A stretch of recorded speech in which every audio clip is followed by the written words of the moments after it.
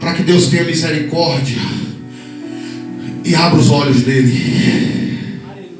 Porque não significa que está pregando dessa forma, significa que Deus está aprovando tudo.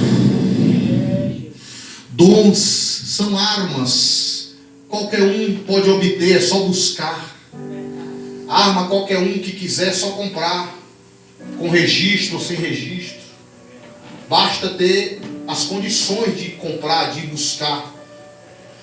O policial tem uma pistola, só que se ele descuidar, o bandido toma aquela pistola dele. Quem vai estar usando agora aquela pistola? Os dons são armas. E dependendo da forma que a gente está utilizando os dons, a gente estamos, aleluia, beneficiando o reino do inimigo. Aleluia. A palavra do Senhor vai dizer que 3 coisas são as que ficam: a esperança, a fé e o amor. Dessas 3, a maior é o amor. A fé, a esperança e o amor. Dessas 3, qual é a maior? Por que será que o amor é a maior, pastor? Eu descobri por que o amor é a maior de todas. Você já sabe também? Não? É porque às vezes a pessoa tem fé, mas ela tem fé para conseguir as coisas, mas é um descarado, rapaz. Picareta, pilantra, mas tem fé. Às vezes a pessoa tem paciência para conquistar, tem esperança, mas ainda assim é um mentiroso, fofoqueiro, mas tem esperança, sabe esperar. Agora quem ama, filho, não é fofoqueiro não. Quem ama, filho, não cobiça nada dos outros. Aleluia, Deus. Por isso que desses 3, o maior é o amor. Porque quem ama, aleluia, não anda mentindo nem disputando, sabe esperar no seu Deus, sabe esperar no seu Pai. A Bíblia diz que, olha só, quem é de vocês que tendo um filho que lhe pediu um pão, lhe dará, aleluia, uma pedra? Presta atenção, quando o diabo vai tentar Jesus no deserto, tendo Jesus jejuado 40 dias e 40 noites, depois teve fome. E quem está com fome, a primeira coisa que ela quer é o quê? Comer. Aí o diabo falou bem assim, ó, se tu é filho de Deus, transforma essas pedras em... Agora, por que o diabo não ofereceu diretamente os pães? Ofereceu pedra? Porque o diabo não tem pão para dar para ninguém. Ele só tem pedra. Pedra para você tropeçar, para você se arrebentar. É forte, Deus. É isso que Deus está dizendo, filho. Qual de vocês é um filho que pedindo um pão lhe dará uma pedra? Só se for o filho do capeta. Porque o capeta dá pedra, porque ele não tem pão para dar. Mas Deus tem pão. Deus tem a sua palavra que sustenta. Enquanto eu vi aqui o número inferior de pessoas, e Deus falou, pastor, fala com o pastor Luiz que às vezes está ruim para ele, essas poucas pessoas, mas para mim está bom. Porque às vezes não é o pastor que não quer ver uma igreja lotada, mas no meio da lotação tem ali os invejosos, os fofoqueiros, que falam mal dos filhos do pastor, do filho da vizinha, do filho da irmã. Aí Deus quer um negócio desse no meio do seu povo? É melhor estar 2 pessoas, 3, mas que estejam na sinceridade. Oh, glória. O que ele falou para Abacuque? Ainda que as ovelhas sejam arrebatadas do aprisco, todavia eu continuarei sendo pastor. Oh, glória. Ainda que não fica ninguém aqui dentro, vou continuar pastoreando, porque eu creio na chamada. Eu creio que foi ele que chamou. Aleluia! E se você ainda está aí louco, Deus glorifica ele. Porque o diabo também já tentou te tirar dessa cadeira. O diabo também já soprou no teu ouvido para sair de alguma forma. Eu me lembro que quando eu cheguei na presença do Senhor, aleluia, eu falava com Deus e Deus me usava, pastor, 1 mês, eu na presença de Deus tinha acabado de sair do mundo das drogas, e Deus já nos usava na revelação, na saudação. E você sabe que isso dentro da igreja é um motivo de uma inveja terrível. E aí só via quando os pastores, os presbíteros pegavam o microfone e falavam, cuidado com esses profetas que saíram agora da Cracolândia, está aqui profetizando, amanhã está na Cracolândia de novo. Deus, me ajuda, essa indireta é para mim, Jesus. Eu vou sair dessa igreja, Jesus, não aguento mais não. E Deus falava, não sai não. Só sai se eu mandar. Deus está falando para você, não sai. Só sai se eu mandar. Não vai se fulano te convidou para ir para outro lugar, não vai não. Só vai se eu mandar. Eu falo, Deus, mas se eu sair da igreja, para onde é que eu vou? E os crentes assim. Você está achando que você sai daqui e vai para outra, tá tudo normal? Tá não. Já vai ter outra igreja que vai dizer, aqui lá não tem compromisso com ninguém não. Antes na igreja do pastor Luiz, agora estava na outra igreja do fulano. Ah não, não quero aqui na minha igreja não. Não, aqui lá não sabe onde é que fica. E a gente pensa que está ficando tudo certo, mas não está. E aí o que acontece, meus queridos e meus amados irmãos? E nisso corre o risco da gente não conseguir ficar em lugar nenhum. É, Jesus. E a gente não conseguir ficar em lugar nenhum, nem com Jesus a gente fica também. Sabe por quê, irmão? Porque muitas das vezes, irmão, Jesus Cristo, para ele enraizar na vida de alguém, aleluia, não é só assim não, filho. É por isso que a Bíblia diz bem assim, ó, que a lei, elas também servem para os irreligiosos.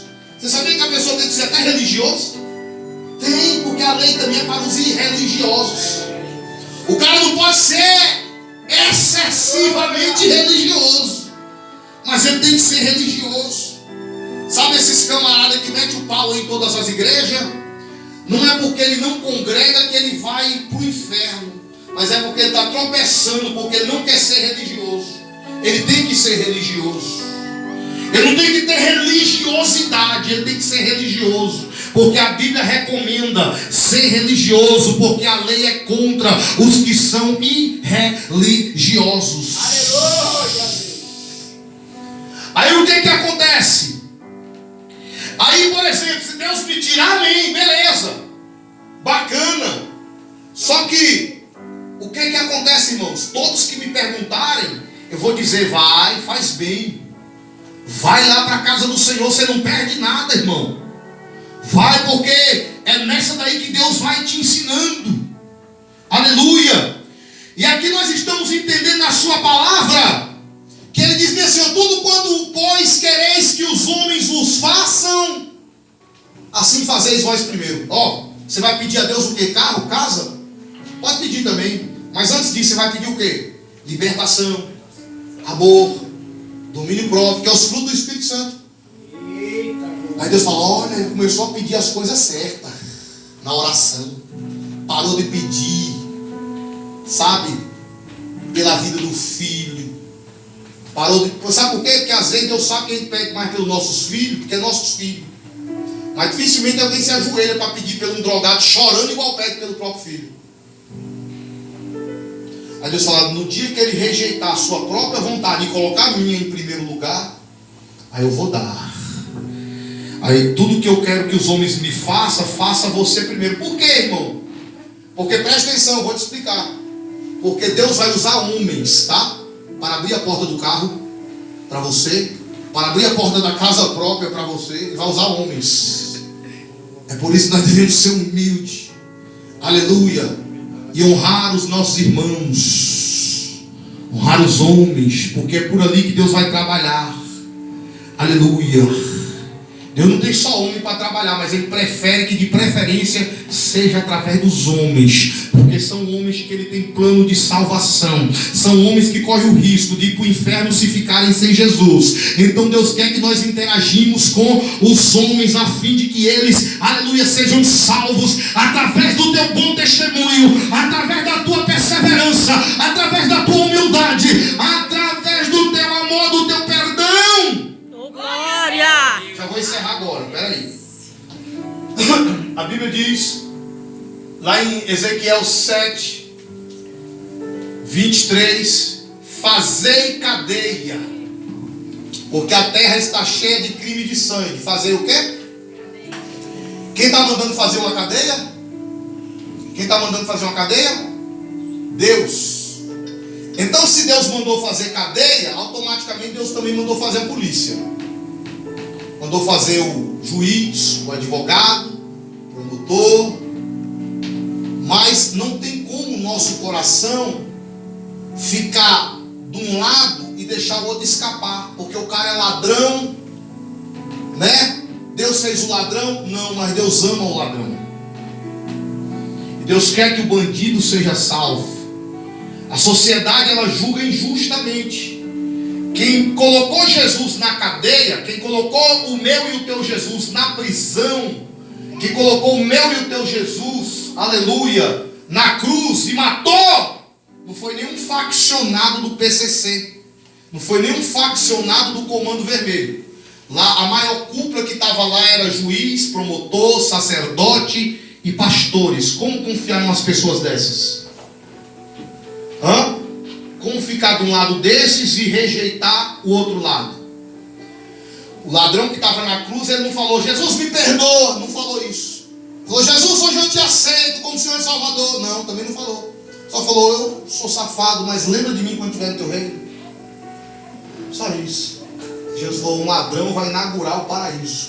Ainda hoje estará com... É humilhante, né? Para uma sociedade que julga ladrão, que quer botar os bandidos tudo no inferno. Por exemplo, eu tenho o meu político de estimação. A igreja evangélica tem um político de estimação. Devemos orar pelos políticos. É lindo, né, irmão? Ah, mas se o meu presidente falou, a água parou. Calma aí, então já que é assim, por que quando eu ouço a ideia do facção, eles me recriminam? Por que quando eu vejo o Eduardo falando ali com coração aquelas ideias verdadeiras, se eles me veem ouvindo, vão dizer que é isso, pastor? Isso é coisa de crente, pastor? Mas você tem o seu político de estimação, e pode também? Ah, mas você não viu que ele aceitou Jesus? Não, vocês forjaram ele aceitar Jesus. Ananias e Safira nunca foi crente, só viraram crente para vender as terras, porque ninguém queria comprar. Já que ninguém quer comprar a nossa terra, o evangelho ajuda a vender. Vamos entrar nesse tal desse evangelho que rapidinho nós arrumamos comprador para essas terras. Eita, agora, desse jeito. Vamos entrar nesse evangelho que rapidinho nós sobe naquela cadeira. Rapidinho, irmão, nós ganhamos essa eleição. Está achando que todo mundo que diz Senhor, Senhor é Deus? Aleluia. Para finalizar, se coloca de pé.